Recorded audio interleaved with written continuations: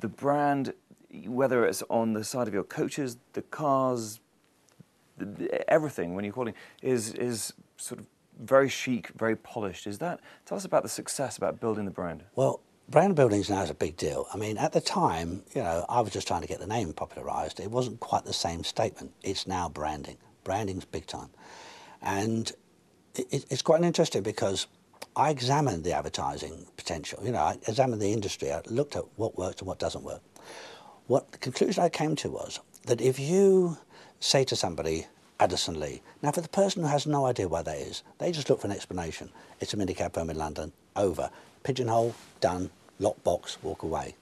But if you don't tell them, if you just say Addison Lee, if you say no more, it sort of sloshes around in their brain. There's no pigeonhole for it, because they don't know. So when they do find out what Addison Lee is, it has twice the impact, 3 times the impact. And in fact, years ago, when I was trying to get the brand well known, I had an opportunity to do a number of adverts on the front of the Evening Standard, on the very front.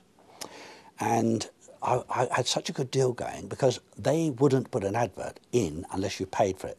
In other words, so people who hadn't paid by the day were pulled, and they had my artwork, and I was in for about 300 or 400 quid, and an advert at the time was about 2,000.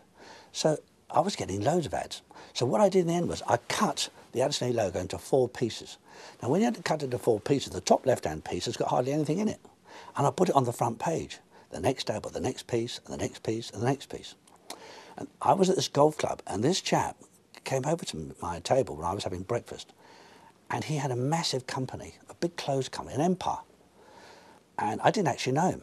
And he came across and he said, you John Griffin? I said, yeah. He said, explain to me about your advertising. Explain to me how you cut it into 4.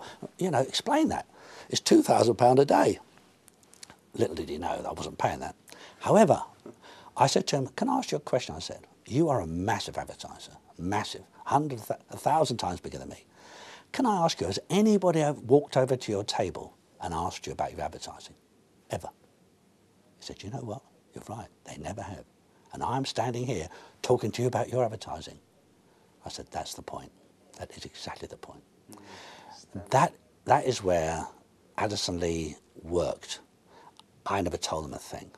I left it Addison Lee. So building the brand, that's absolutely a phenomenal way of insight. But it's interesting, on your website it says, now I'll quote, we are in many ways London's best kept secret, very little advertising and minimal publicity. So how have you achieved such a... Well, we don't advertise. And I think the service that we provide is a word of mouth thing. If you take the best restaurants in London, they don't advertise. And we live or die by the things people say about us to each other.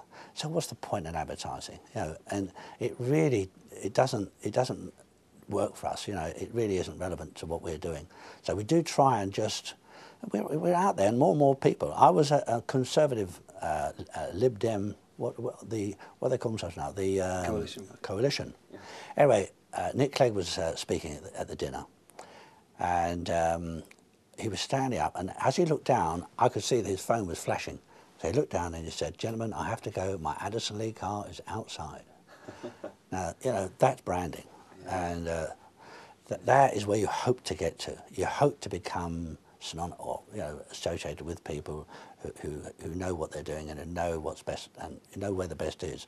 Yes. And that's really where we're trying to go. I mean, branding is important, yeah. But I think if you get it right, it follows. Yeah. Did Nick Clegg know that you were in the room at the time? He didn't at that time, but he knew afterwards. I thanked him. He thought, "What's that about?" That's fantastic. Yeah. Yeah, but the point of the issue is that this is what he should be doing. He should be using. He shouldn't have a car sitting outside, wasting your money and mine. He should be using a service, an on-demand service, which is the one we provide, costing the public minimal amounts, which is responsible. And he's cottoned onto it. Well done for him. But other people have got these limos sitting outside, and I'm thinking to myself, I couldn't have a limo sitting outside. I can do it for nothing, and I still won't have it, because I don't like people sitting around waiting for me. Have you eaten? Do you want to go to the toilet? Do you want to see your kids tonight? All that bothers me.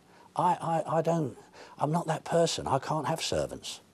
That was not part of my world. No, but that must have been worth quite a bit of money. Nick Clegg doing that. It's like Barack Obama when he went to Dublin, he drank a pint of Guinness. Correct, yeah. A lot of advertising. It does, yeah. I mean, but you know, when I go to the dinners now, it's quite surprising how many people that do. And Brian Ferry came to us, and he wanted to get the back page. He has got a new album out, and he's with Virgin Records.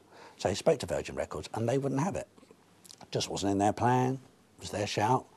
So he came to us and said to us, "Look, I want to pay for it myself." So he paid for himself to be on the back page, and he thanked us for allowing him to pay £2,000 to be on the back page of the magazine that goes in the back of the car. You know that one? Yeah.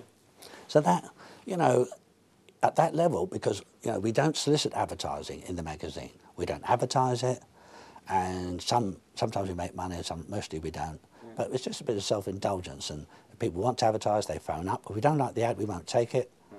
You know, things like that, there was kind of a luxury, but in their way, they work.